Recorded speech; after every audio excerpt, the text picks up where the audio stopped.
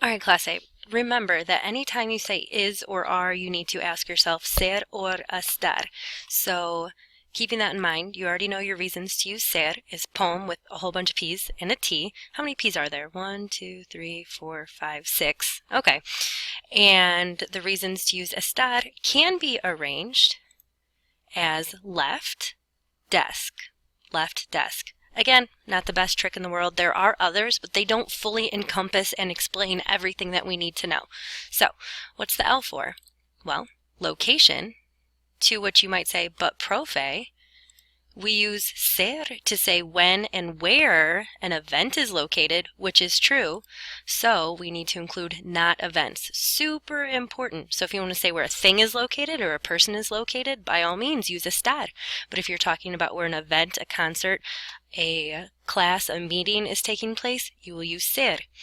E is for emotions, and the F is for feelings, to which you might say, profe, those are the same thing. And I would disagree because tired is definitely a feeling, but I wouldn't call it an emotion. What is the T for? Well, it's for what we define estar to be used for on our verb quizzes. But we need to add this information here in our list if you already have estar notes. Again, the purple is what's new. And if you can and want to add them into your estar notes, feel free. But if you also would like to have a streamlined list, you can just be taking the notes down right now, just like everybody else.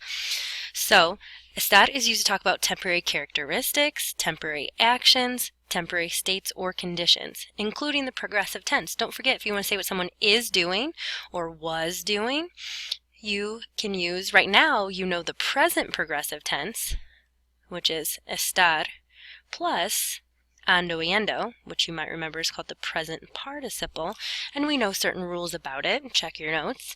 But there is also a thing that we'll be talking about soon that's called the past progressive to say what someone was doing, which is still estar plus ando y endo, but we use the imperfect. So what's this desk for? Well, it's probably the most intricate reason.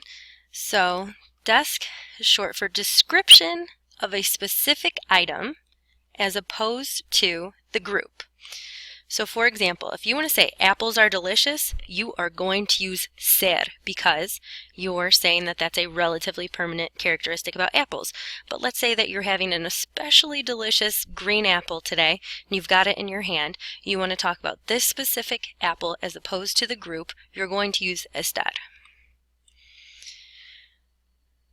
So, description of a specific item as opposed to the group at a certain time or if different from usual. So another thing that you can use it for is if you think that someone's pretty, you would use ser for that. You would say, tú eres bonita. But if someone looks especially pretty today, maybe they dressed up a little bit more than usual, you would use estar to say, hey, you look especially good today. Tú estás bonita hoy. All right, what else do we have written down? Oh, okay, here's some new information because I've got it in purple again, like with our ser notes. You use estar with bien or mal. You see bien or mal, it's a key that you're going to use estar. What else do we use estar for? Well, with certain idiomatic expressions. With de. Idiomatic expression means that it cannot be directly translated. It doesn't mean that an idiot is using it. Idiomatic, idioms, idioma means language, so it just can't be directly translated. Like raining cats and dogs is actually raining pitchers in Spanish, which, if you ask me, makes more sense. So anyway, that's what an idiomatic expression is, and here are the ones that we need to know for this chapter. This one's really important. Estar de acuerdo. There's estar, there's de.